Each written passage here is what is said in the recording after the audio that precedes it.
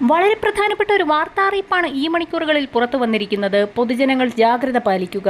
രാത്രികാലങ്ങളിൽ ഇയാൾ പതുങ്ങിയെത്തിയേക്കും. ആരുമറിയാതെ മോഷണം നടത്തി കടന്നുകളയുകയും ചെയ്യും. കഴിഞ്ഞ ദിവസവും ക്ഷേത്രനടയിൽ ഒരാൾ പമ്മിയെത്തി.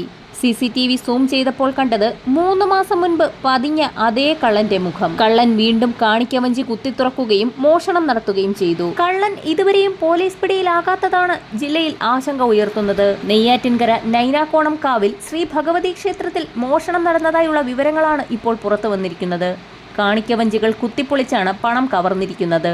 ക്ഷേത്രത്തിന്റെ ശ്രീകോവിലും ഓഫീസും കുത്തിത്തുറക്കാൻ ശ്രമം നടന്നു. കള്ളന്റെ ദൃശ്യം CCTVയിൽ പതിഞ്ഞിട്ടുണ്ട്. 3 മാസം മുൻപും ക്ഷേത്രത്തിൽ ഇതേ രീതിയിൽ മോഷണം നടന്നതായി ക്ഷേത്രം ഭാരവാഹികൾ പറഞ്ഞു.